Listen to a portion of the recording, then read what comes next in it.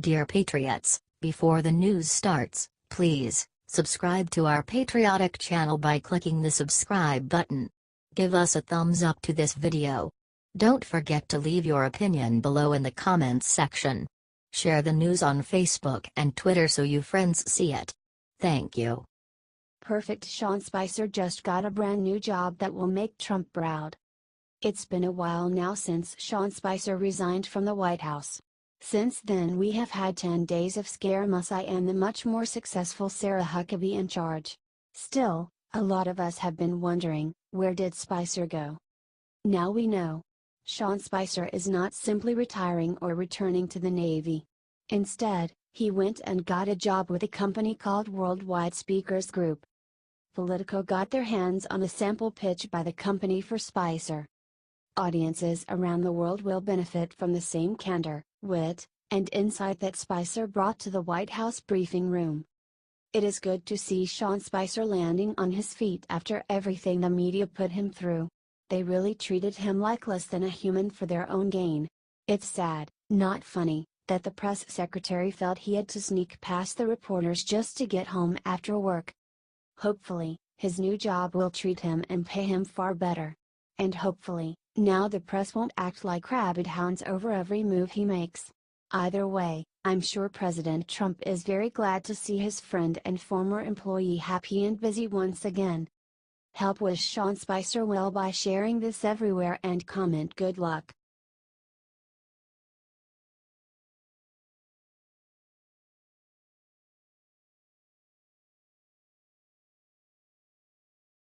Good luck. Barron Trump's big plans for tomorrow will make every American smile. Barron Trump is starting school. Barron will be attending St. Andrew's Episcopal School in Potomac, Maryland, and is the first child to ever go to that school. The school's first full day in on September 5th, and Barron is believed to be starting 6th grade. Before starting at St. Andrew's, Barron had attended Columbia Grammar and Preparatory School on the Upper West Side of Manhattan while he lived in New York. With all of the hubbub surrounding his dad, and being away from his former school friends, we can only hope he has an easy transition and enjoys school like any other normal kid.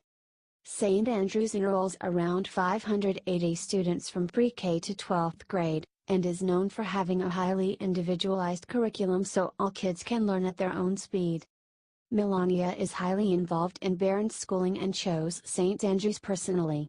When she chose St. Andrews, she put out the statement, "We are very excited for our son to attend St. Andrew's Episcopal School. It is known for its diverse community and commitment to academic excellence. The mission of St. Andrews is to know and inspire each child in an inclusive community dedicated to exceptional teaching, learning, and service, all of which appeal to our family. We look forward to the coming school years at St. Andrews." With his awesome family behind him, it looks like he's off to a good start. Share this out if you hope Barron has a great year. HT Chicago Tribune, Ed Week.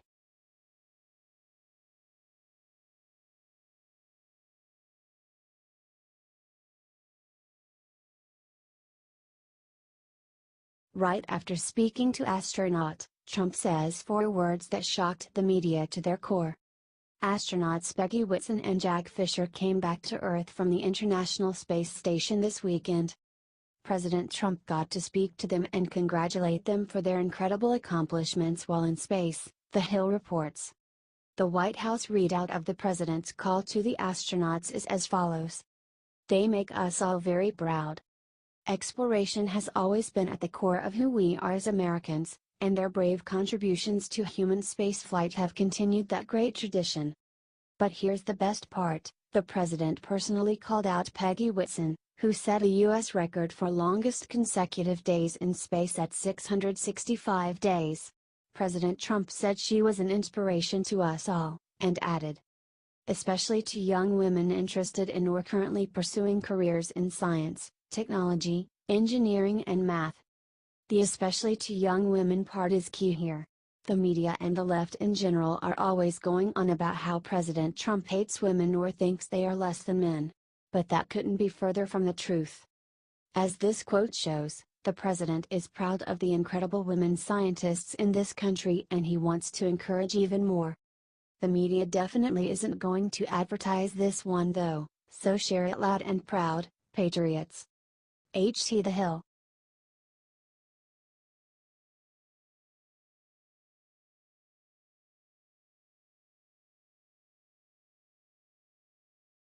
Ambassador Bolton just told Trump one genius way to end North Korea for good. Former UN Ambassador John Bolton may technically be retired from politics, but that is not gonna keep him from talking about it. He has one piece of advice for President Trump that he thinks is the only way left to win in Korea. Bolton said it's high time we help South Korea conquer North Korea and end the Korean War. The former UN ambassador sure as heck did not mince his words when he went on Fox's Sunday Morning Futures and said, "The only diplomatic option left is to end the North Korean regime by effectively having the South take it over." When the stand-in host tried to argue with Bolton that his solution was not really diplomatic, he fired back. "Well, that is their problem, not ours. Because anybody who thinks more diplomacy with North Korea, more sanctions, whether against North Korea, or an effort to apply sanctions against China, is just giving North Korea more time to increase its nuclear arsenal, increase its ballistic missile capability, increase the accuracy of its guidance systems and put us, South Korea, and Japan in more jeopardy. Plain and simple. Look, a war with North Korea sounds terrible. It sounds bloody, expensive, and potentially nuclear. However, if we wait, the outlook simply looks grimmer. If you think Trump should take Bolton's advice, let him know by sharing this everywhere.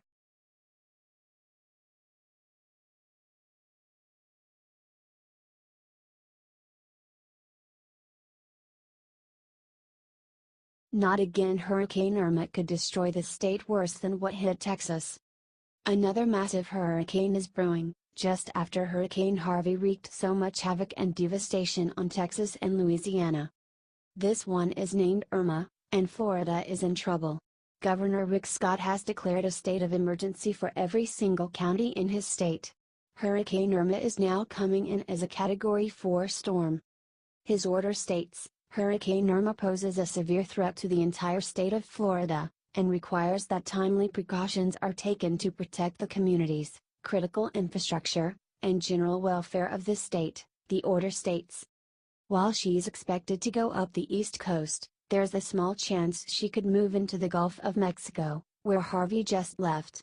While I hate to see a hurricane of that magnitude hit anywhere, it would be so awful if another went into the Gulf so soon after Harvey.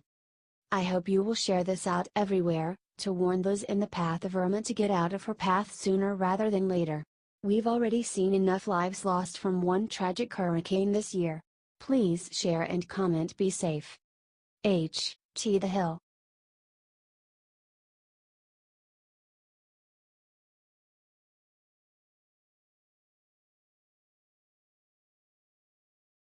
The brink. China just answered Trump on North Korea. Will it mean nuclear war?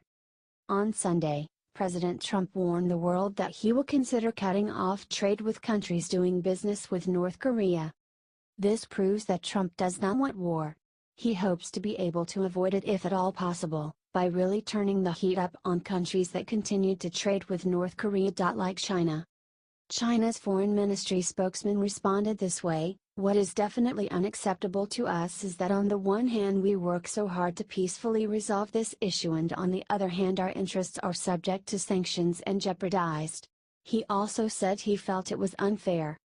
I don't think Trump's plan of action is unacceptable or unfair at all. China may have worked so hard to peacefully resolve things with North Korea, but it clearly has not worked. After all, North Korea just claimed to have successfully tested a miniaturized hydrogen bomb capable of fitting on an intercontinental ballistic missile. This is no joke, y'all. This madman in North Korea must be stopped, and China holds the cards to stopping them without war. Trump must keep up the pressure on China. If you agree, please help Trump by commenting "Stay on China" and share to gather support from everywhere. H.T. The Hill.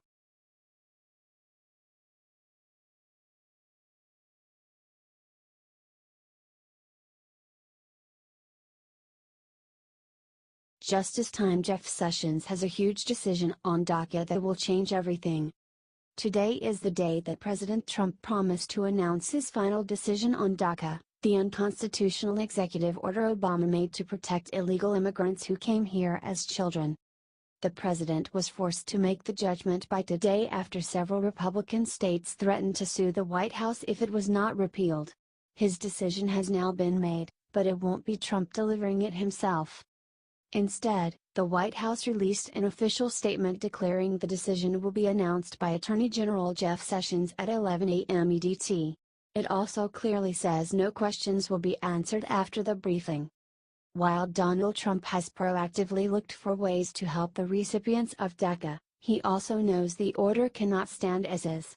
Some reports even said AG Sessions told Trump he would not defend him against lawsuits if he kept DACA in place. If these children are to be protected, Congress needs to act themselves instead of sitting around doing nothing. The laws are very clear. Trump promised on the campaign trail to protect the DACA children and use heart in his judgment. Now he is doing what he is constitutionally able to by allegedly giving Congress a 6-month period to make a decision before DACA ends. If you trust that the president, his attorney general, and the rest of the staff will make the best choice for America, share this out and tune in at 11 a.m. Eastern Time to see the official announcement.